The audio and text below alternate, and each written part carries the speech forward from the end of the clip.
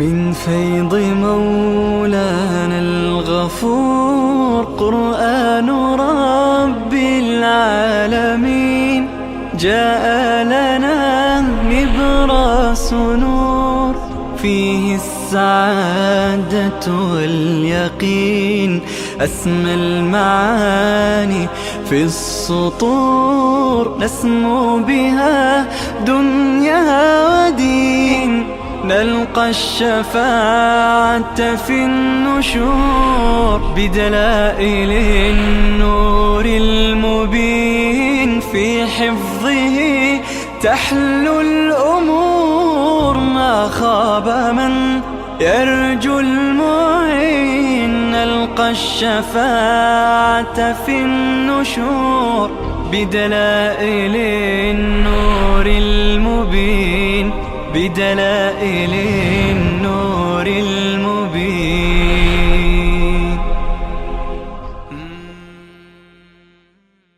أعوذ بالله من الشيطان الرجيم.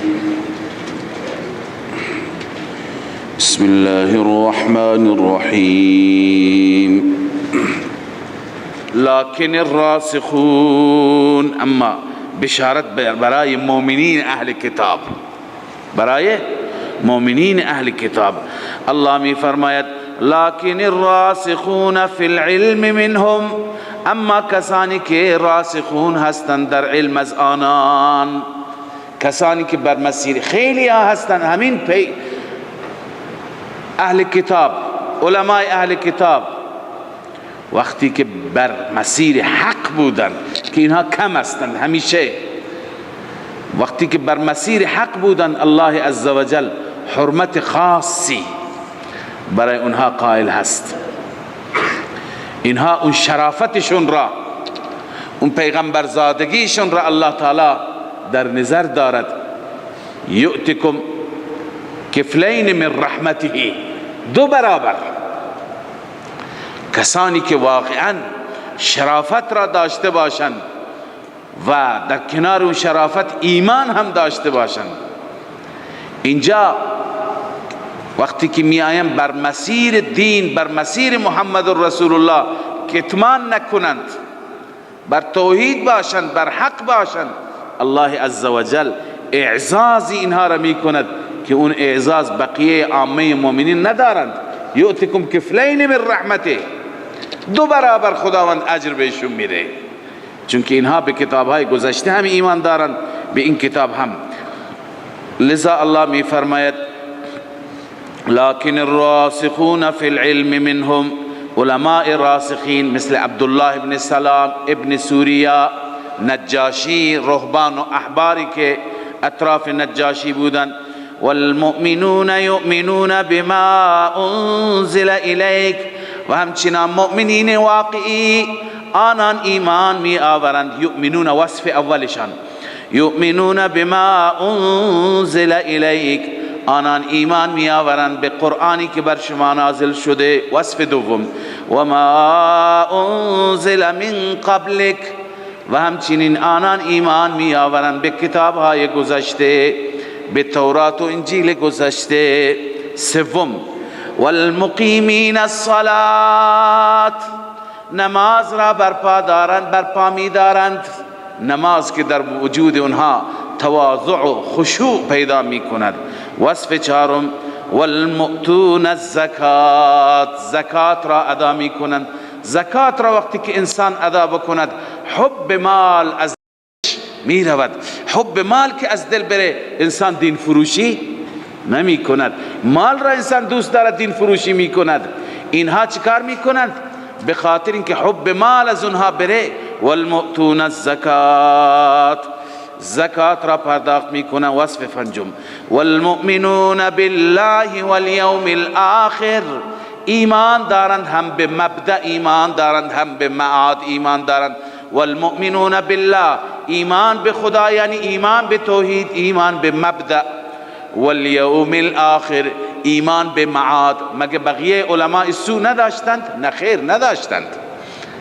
اونها ایمان به توحید نداشتند، میگفتند که قالت الیهود عزیر ابن الله، شریک برای خدا قائل بودند. و ایمان به معاد هم نداشتن، به قیامت هم نداشتن، چون که ایمانی که داشتن به درد نمیخورد. میگفتن لن يدخل الجنة الا من كان هودا، یک ایمان خاص با یک دیدگاه خاص. و میگفتن که لن تمسنا النار الا ایاما معدوده. این ایمان به چه درد میخورد؟ ایمانی که خودت را بیمه میکنی، ایمانی که خودت را نجات یافته میدانی. یعنی اصل فلسفه ایمان به آخرت اینه که ما در دنیا خوب باشیم، اصلاح بشیم، تا که از اونجا بیم داشته باشیم.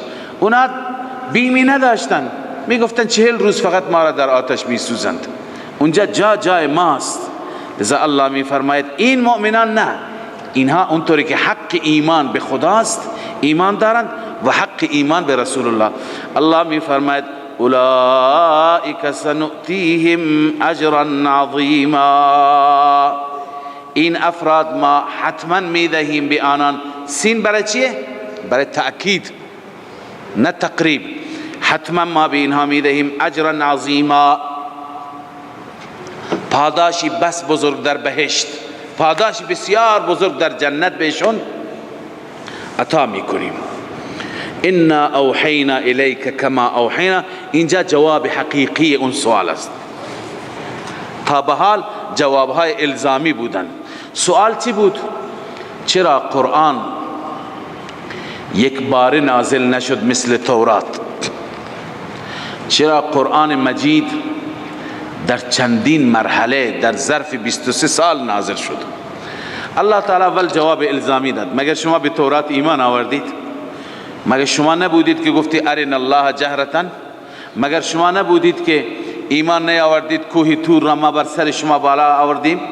مگر شما نبودید فلان خباثت و فلان بدبختی را انجام دادید؟ این جواب الزامی بود. اکنون جواب حقیقی.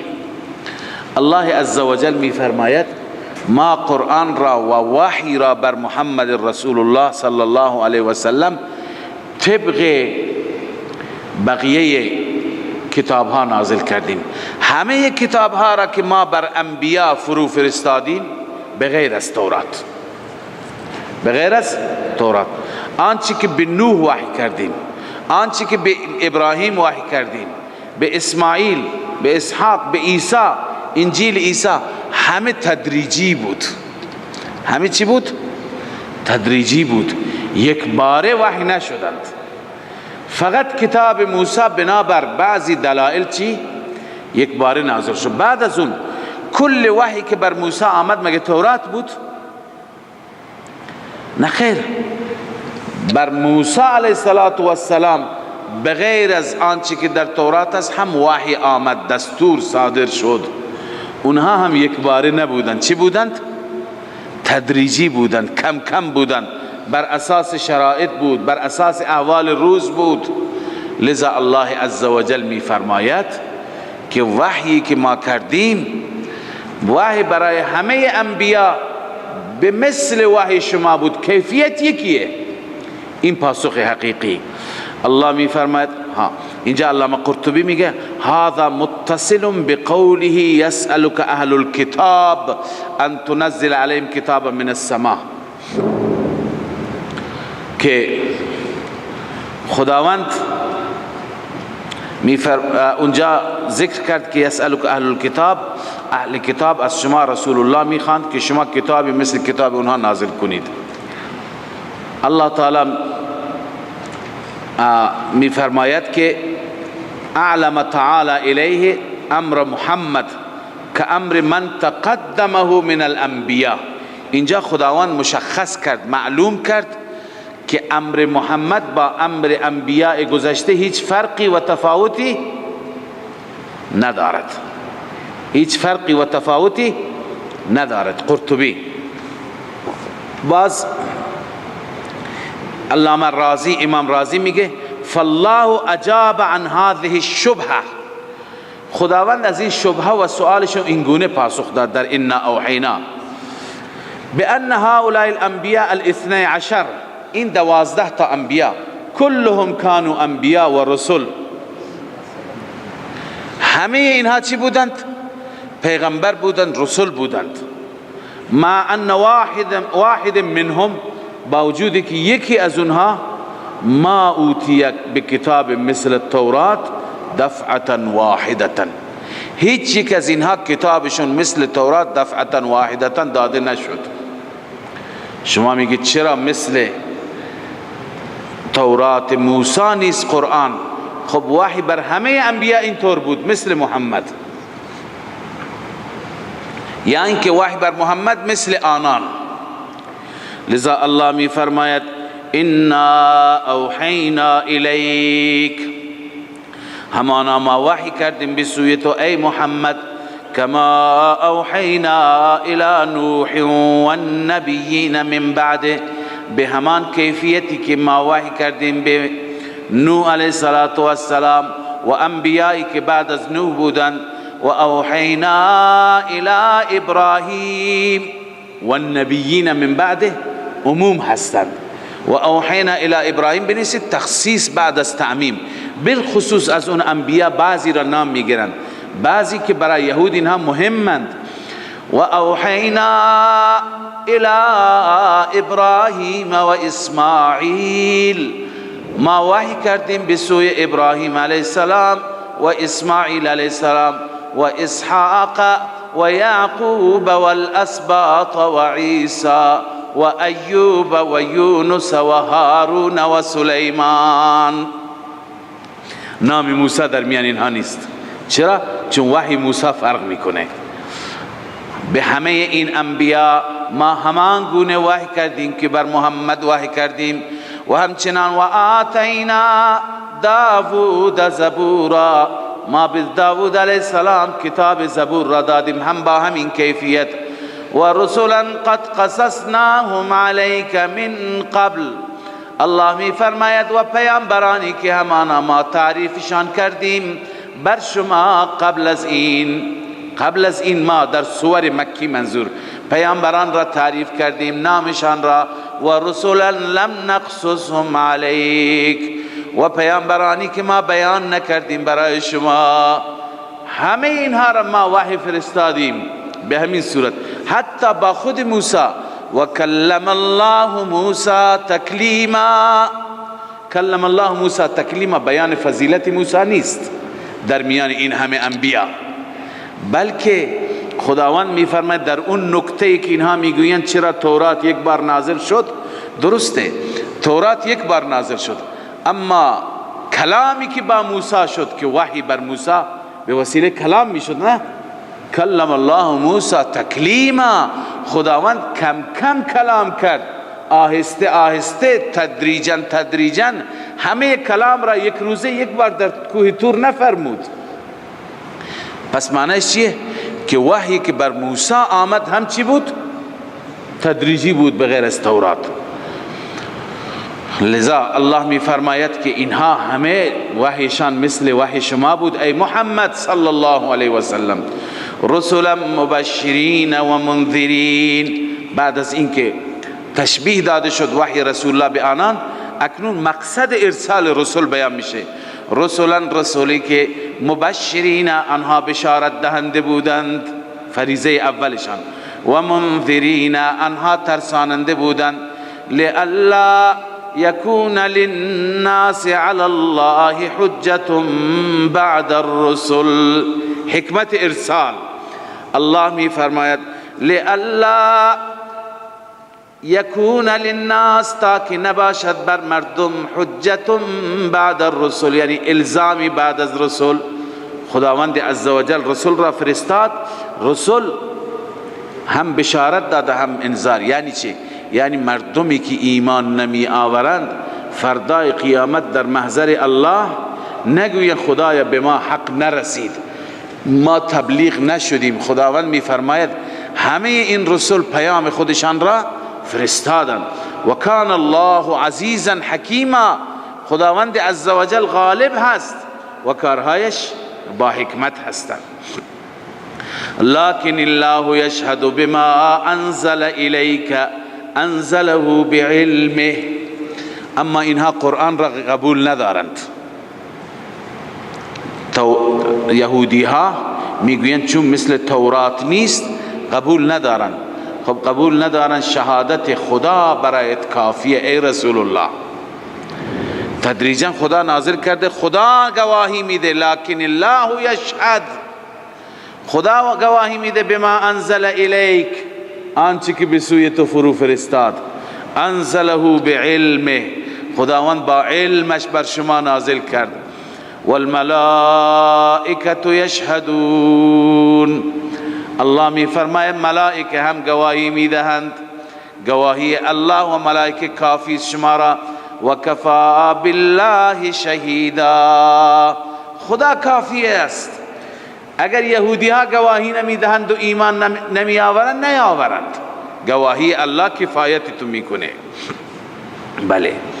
ان الذين كفروا وصدوا عن سبيل الله، اکنون تخویف برای اینهایی که ایمان نمی آورند، با وجود این همه دلائل، با وجود این همه شفافیت، الله می فرماید بدون شک کسانی که کفر کردند، ان الذين كفروا، کسانی که کفر کردند، وصدوا عن سبیل الله، کفروا ضلال هست، صد عن سبیل الله اضلال هست.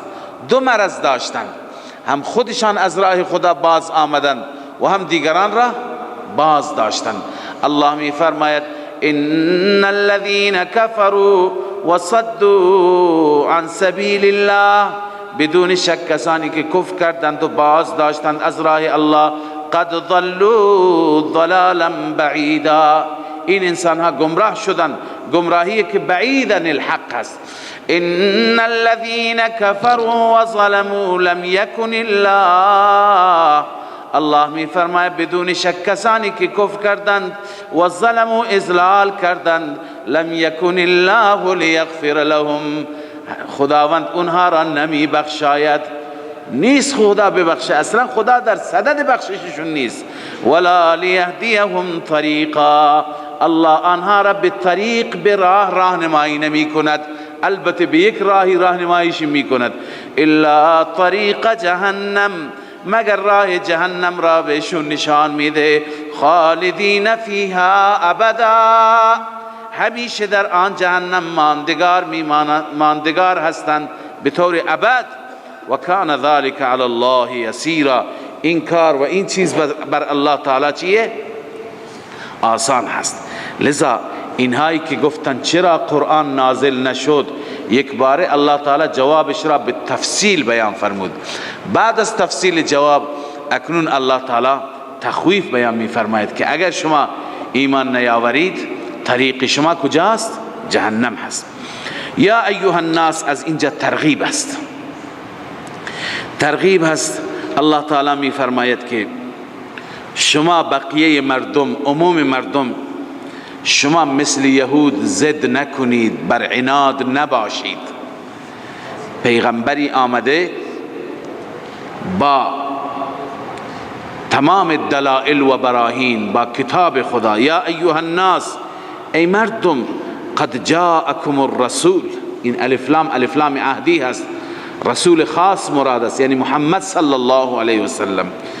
قد جاءکم الرسول بالحق من ربکم، رسول آمده با حق همراه دارد، یعنی قرآن، من ربکم، از سوی الله، فآمنوا، شما ایمان بیاورید، خیرا لکم، آمنو امر است، جواب امر مقدمه، فآمنوا یکن خیرا لکم، ایمان بیاورید، یکن خیرا لکم، خیر میشه برای شما. اما اگر این ثمره اجابت است، خیر ثمره چی هست؟ نتیجه اجابت. اما اگر کفر کردید، الله می فرماید و ان تکفروا، اگر شما کفر کردید، فإن لله، جواب جزا نیست، فإن الله غنی عنکم، یا فلا ضرر فلا ضیر، هر جوابی که مناسب این شرط هست مقدر بشه. فإن لله، علت اون جزای مقدر است. الله می فرماید فإن لله ما فی السماوات والارض، فقط و فقط برای الله است تمام تصرفات زمینی و سماوی. و کان الله علیما حکیما، الله علیم است، هر چیز را میداند و کارهایش حکمت دارد. خب پس الله عزوجل بعد از اینکه حقیقت وحی بر رسول الله را فرمود، دعوت به سوی ایمان داد. بعد از دعوت به سوی ایمان اکنون دعوت عامه مردم، اکنون دعوت خصوصی به اهل کتاب. بدبختی اهل کتاب غلو است، افراط است. اینجا بعضی گفتن یا اهل الکتاب خطاب به مسیحیان است، چون که بعد از این بحث عیسی می آید، بحث الوهیت عیسی و معبودیت عیسی و استنکاف عیسی از این مسئله معبودیت. عیسی نمیخواست و دوست نداشت این را. اما عموم مفسران معتقدند که تنها خطاب به مسیحیان نیست یا اهل الکتاب، خطاب هر دو را شامل میشه. تا حالا بحث یهود را ما خواندیم، نه؟ اعتراضات یهود را. از این به بعد بحث مسیحیان شروع میشه. در وسط خطاب هر دو راست. هر دو درباره عیسی غلو میکردن، چون اینجاست لا تغلو فی دینکم. هر دو در دینشان غلو میکردن، هر دو در رابطه با عیسی غلو میکردن. چه غلوی، چه افراطی. خب مسیحیان افراطشون معلوم بود که عیسی را به حد خدایی میرساندند، جز خدا، فرزند خدا. مریم را همچنین. خب این افراط اونها بود. و یهودیان در توهین به عیسی غلو میکردند. در توهین به عیسی چیکار میکردند؟ غلو میکردند. العیاذ بالله میگفتن ابن الزنا، ابن الحرام. لذا الله تعالی میفرماید که هر دو اعتدال داشته باشه، بیایید بر واقعیت. اینجا علامه نصفی در تفسیر مدارک نوشته یا اهل الكتاب لا تغلو فی دینکم، در تفسیر این یعنی لا تجاوزوا الحد. ای اهل کتاب از حد تجاوز نکنید. تجاوزشون چی بود؟ فغلط اليهود فی حط المسیح عن منزلته. یهود غلو کرد در چی؟ در حط عیسی علیه السلام. عیسی را از منزله و جایگاهش پایین قرار دادند، پایین کشیدند. حتی قالوا انه ابن الزنا، العیاذ بالله. یهود می گفتند. و غلط النصارى فی رفعه عن مقداره. نصارا غلو کردند که عیسی را از مقدارش بالاتر. حتی جعلوه ابن الله، ابن الله قرار دادند. تفسیر مدارک.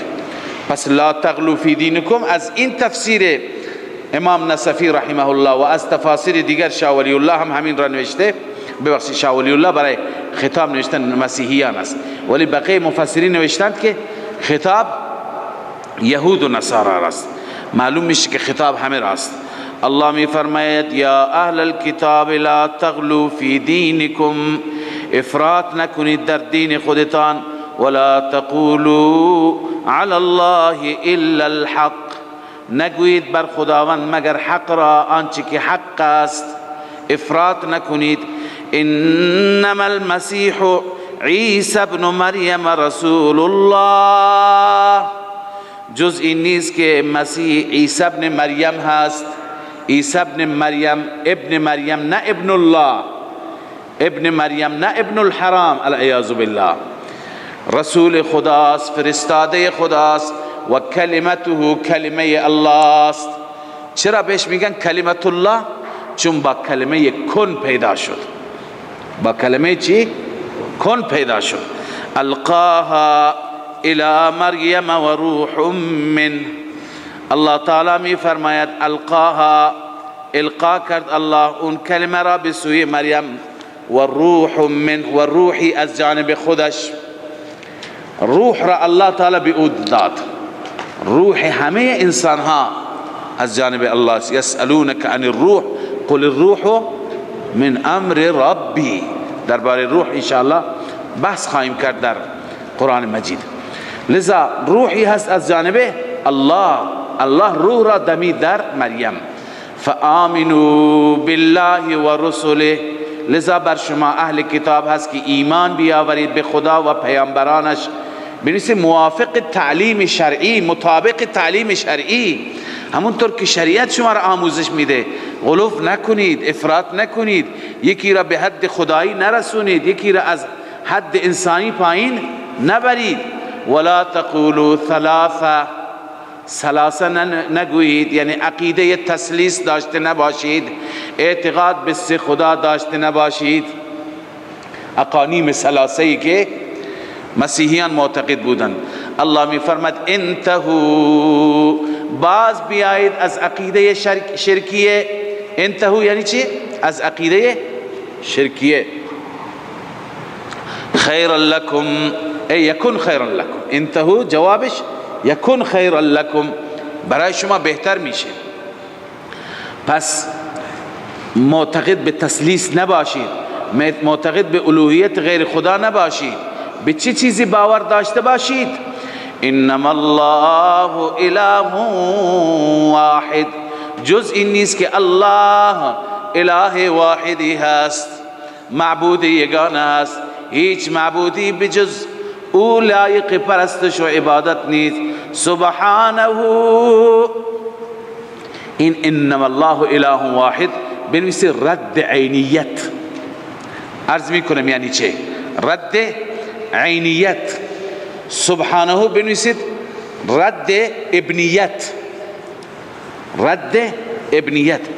الله می فرماید انما الله اله واحد، عیسی عین خدا نیست، رد عینیت است. عیسی کسی دیگه است، الله معبود یگانه تنهاست، کسی با شریک نیست. این چه شد؟ رد عینیت. و دوم سبحانه، فرزند خدا هم نیست، او پاک است از فرزند، او پاک است از همسر. سبحانه رد ابنیت، پاک است ان یکون له ولد، برای او فرزندی باشد.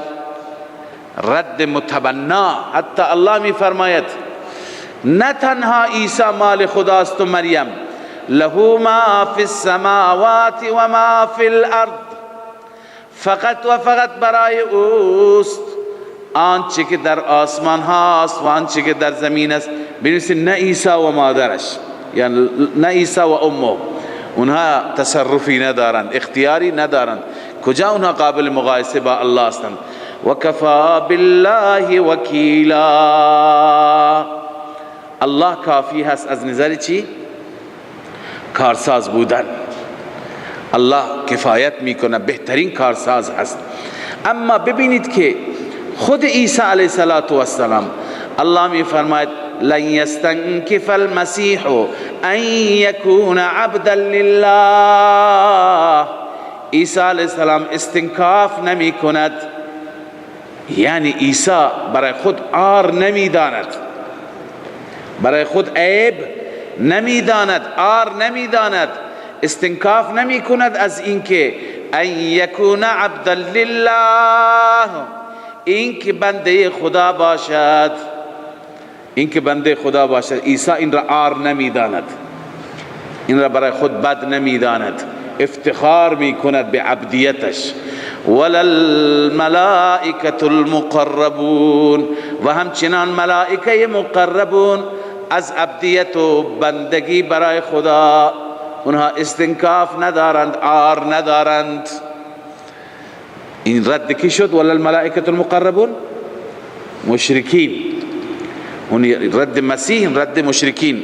و من یستنکف عن عبادته، الله می فرماید هر کسی که استنکاف بکند، هر کسی که عیب بداند عبادت الله را عار بداند، و یستکبر و تکبر بکند، فسیحشرهم الیه جمیعا، ان قریب الله همه آنها را حشر می کند به سوی خود. وقتی که حشر و جمع بکند اونجا الله عزوجل حساب و کتاب میگیرد. اما اکنون خداوند عزوجل هر دو گروه را ذکر میکند، گروه مؤمنین مخلصین را و گروه منکرین مشرکین را. اول برای مخلصین بشارت الله میفرماید، این تفصیلش هست، و من یستنکف عن عبادته و یستکبر فسیحشرهم الیه جمیعا. تفصیلش اینه، الله میفرماید فاما الذین آمنوا وعملوا الصالحات. اما کسانی که ایمان دارند یعنی اعتقاد صحیح و عملوا الصالحات عمل درست، فیوفیهم اجورهم، نتیجه الله عز و جل به اونها کامل میده پاداششان را، و یزیدهم من فضله، علاوه از پاداش الله اضافه از فضل خودش بهشون میده. و اما الذین استنکفوا، تخویف اخروی، اما کسانی که استنکاف بکنند، عار بدانند، عیب بدانند، و استکبروا و تکبر بکنند، فیعذبهم عذابا الیما، نتیجه الله آنها را عذاب میده، عذاب دردناک. این همه خدایان، معبودان، بتان، آلهه به دردشون نمیخورند؟ رب العالمین میفرماید ولا یجدون لهم، نفی شفاعت قهری، نمیابند برای خودشان من دون الله، بغیر از الله، ولیا حامی ولا نصیرا یاور، هیچ حامی و کارساز و ناصری که مددگارشان باشد بغیر از الله نمیابند. لذا الله عز و جل مسئله را خوب شفاف آشکار بیان کرد، جای خفا نماند. اکنون رب العالمین ترغیب میده همه انسانها را به سوی قرآن. اگر میخواهید مسیر صحیح را، اگر میخواهید راه حق و اعتدال را بیابید، بیایید به سوی قرآن. الله میفرماید یا ایها الناس، بنویسید ترغیب مع بشارت، ای مردم، قد جاءکم برهان، همانا آمده برهانی از جانب رب، حجتی از جانب رب. قرآن حجت واقعا. اگر با وجود قرآن کسی اعتقادش صحیح نباشه و هیچ عذری عند الله ندارد. قد جاءکم برهان من ربکم، حجتی از جانب پروردگارتان آمده. و انزلنا الیکم نورا مبینا، این تفسیر برهان است. الله می فرماید ما فرو فرستادیم به سوی شما نورا مبینا، نور آشکار، یعنی قرآن نور آشکار هست سراپا. قد جاءکم من الله نور و کتاب مبین. فاما الذین آمنوا بالله، اما کسانی که ایمان به خدا داشته باشند، واعتصموا به، به این چنگ بزنند، به قرآن چنگ بزنند. واعتصموا بحبل الله، بعضی گفتن بهی بدین الله، خود دین خدا همون قرآن است. فسیدخلهم فی رحمت منه و فضل، حتما داخل میگرداند آنها را الله فی رحمت، در رحمتی یعنی در بهشت جنت، و منه رحمتی که از جانب الله باشد، و فضل و فضلی. ببینید ایمان که شما بیاورید به فضل الله نائل میشید. فضل را نوشتند رحمت که بهشته، فضل علاوه از بهشت به دیدار الهی چی میشوند؟ خوش نصیب میشن، بهره‌مند میشوند. و همچنین اشاره هست به همون حدیث که هرچی ایمان بیاوریم، هرچی بکنیم، تا زمانی که فضل الله شامل حال ما نشه به جایی نمیرسیم. و یهدیهم الیه صراطا مستقیما، این ثمره ثبات علی الهدایت است. الله هدایت می فرماید، راهنمایی می فرماید آنها را به سوی خودش، یعنی صراط مستقیم. از نظر اینکه این راه مستقیم است. یستفتونک قل الله یفتیکم، آخر سوره هست و عرض کردم بخش اعظم این سوره از ابتداء سوره که شروع می شد امور انتظامیه بودند، مسائلی که مربوط به رعیت بودند و مسائل و احکامی که مربوط به راعی و سلطان و حاکم بودند. الله تعالی همه مسائل را شفاف بیان فرمود، اما فقط مسئله کلاله، میراث خدمت شما عرض کردیم که مسئله کلاله ناقص است. مسئله کلاله اونجا به صورت ناقص بیان شد، دو صورتش بیان شد، گفتیم 4 صورته، 2 صورت دیگه اینجا بیان میشه. اونجا خواندیم که اگر کسی فوت می کند و یک برادر به جا می گذارد یا یک خواهر، اما این برادر و خواهر مادری هست. برادر و خواهر چیه؟ فقط از طرف مادر برادرش هست. این یک صورت، یا دو تا برادر و خواهر میگذارد یا بیشتر از دو تا. این دو صورت. خب اونجا خواندیم که چه سهمی به اونها میرسد. اما اونجا هم گفتیم که بر اساس حتی بعضی از قرائت ها و بر اساس گفته حضرت ابوبکر صدیق رضی الله تعالی عنه، اون آیه درباره کلاله هست که فقط برادر مادری هست یا خواهر مادری هست. این برادر و خواهری که اینجا میخوانیم برادر و خواهر پدری و مادری هست یا تنها پدری هست. اینا هر دو حکمشون یکی هست. اون برادری که از پدر و مادر باشد یا برادری که تنها از چی باشد؟ از پدر باشد. الله می فرماید یستفتونک قل الله یفتیکم فی الکلاله. از شما استفتا میکنن درباره کلاله. بگو الله به شما جواب میده، پاسخ میده، فتوا میده درباره کلاله. مراد از این کلاله کدوم کلاله هست؟ والمراد بالاخت، اون جلوتر میاد. ان امرؤ هلک، اگر انسانی فوت کرد، هلک ای مات، لیس له ولد، فرزند نداره. تعریف کلاله همین بود، اصول و فروع نداره.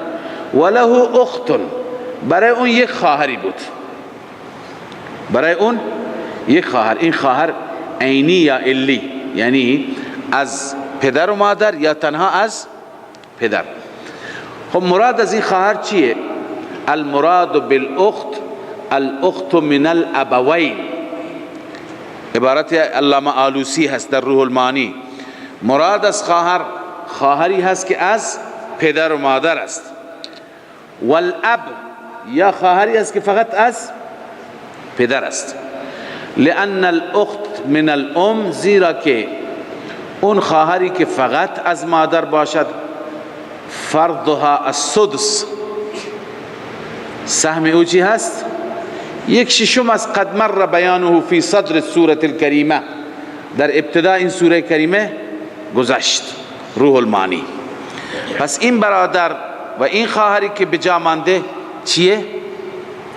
عرض کنم که عینی هست یا علی هست.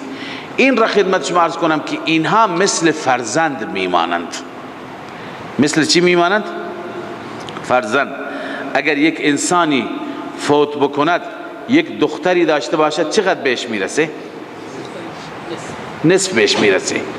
اگر پسر و دختری داشته باشد، اینها عصبه هستن، للذکر مثل حظ الانثیین. ولی اونجا خیفی للذکر مثل حظ الانثیین نبود، اینجا هست. اگر دو تا دختر داشته باشه 2 ثلث میبرن. لذا اگر یک پسر داشته باشه، یک انسانی کل مال را همون یک پسر میبرد. لذا این برادران و خواهران کلاله چنین حیثیتی دارند.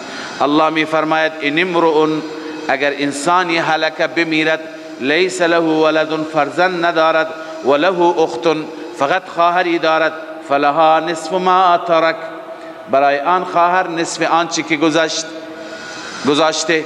مثل دختر انسان میشه، نه؟ و هو یرثها، برادر از خواهر ارث میبرد. چقدر؟ کل مال را. برادر کلاله. و هو یرثها، برادر از اون خواهر ارث میبرد.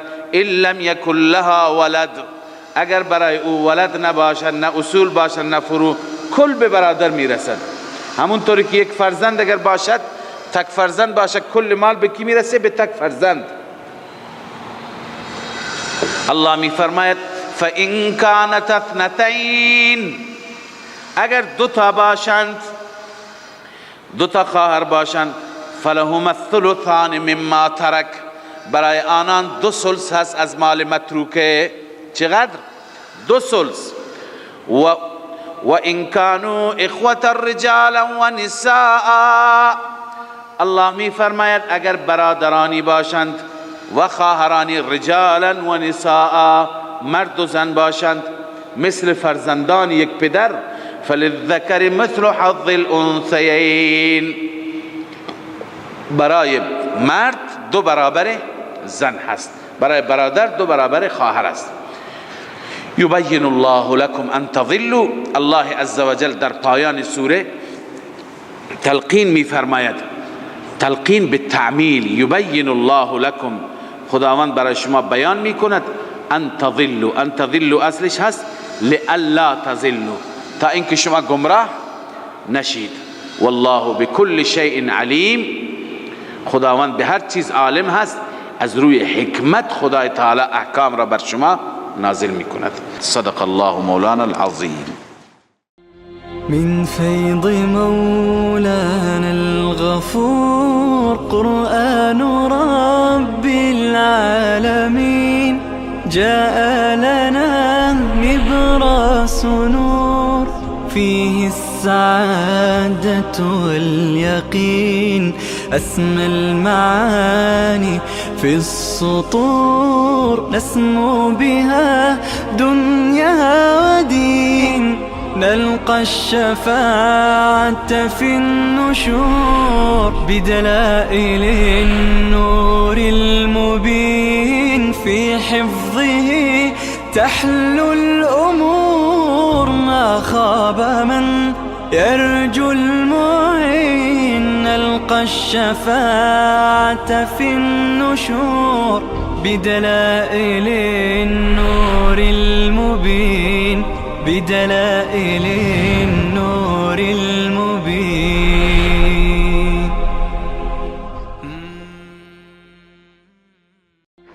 من فيض مولانا الغفور قرآن رب العالمين، جاء لنا نبراس نور فيه السعادة واليقين.